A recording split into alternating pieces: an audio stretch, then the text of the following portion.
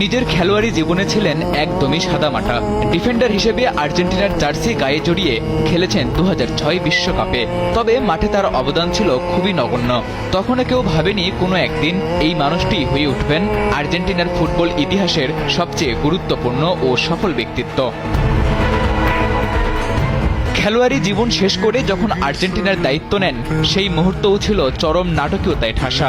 2018 বিশ্বকাপে আর্জেন্টিনার ব্যর্থতার পর তৎকালীন কোচ হোর্হে সাম্পাওলিকে বিদায় করে দেশটির ফুটবল ফেডারেশন। এরপর ভালো কোনো হাই প্রোফাইল কোচ খুঁজে না পাওয়ায় অস্থায়ী সমাধান হিসেবে দায়িত্ব দেওয়া হয় স্কালোনিকে।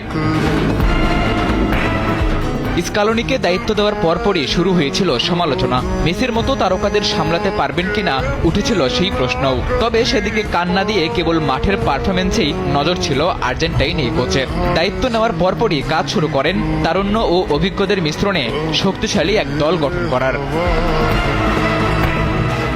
স্কালোনির সময়েই দলে আসেন রদ্রিগো ডি পল, লিসান্দ্রো মার্তিনেজ, এনজু ফার্নান্দেজের মতো তারকারা। তাদের নিয়ে সাজানো নতুন রণকৌশলে আর্জেন্টিনা হয়ে ওঠে অপ্রতিরোধ্য। প্রথম সাফল্য আসে 2021 কোপা আমেরিকা জয়ের মধ্য দিয়ে। স্কালোনির কৌশল, টিম স্পিরিট আর মেসির নেতৃত্বে 28 বছরের অপেক্ষার অবসান ঘটে আলবি সেলেস্তেদের। এরপরই শুরু হয় বিশ্বজয়ের স্বপ্ন। অপরাজেয় আর্জেন্টিনা বিশ্বমঞ্চে প্রথম ম্যাচে সৌদি আরবের কাছে হেরে যাওয়ার পর যেভাবে কামব্যাক করেছে তা ইতিহাসের পাতায় লেখা থাকবে স্বর্ণাক্ষরে। স্কালোনির নিখুঁত ট্যাকটিক্স, মেসির জাদু আর মার্তিনেজের বীরত্বে আর্জেন্টিনা বনে গেছে বিশ্ব চ্যাম্পিয়ন।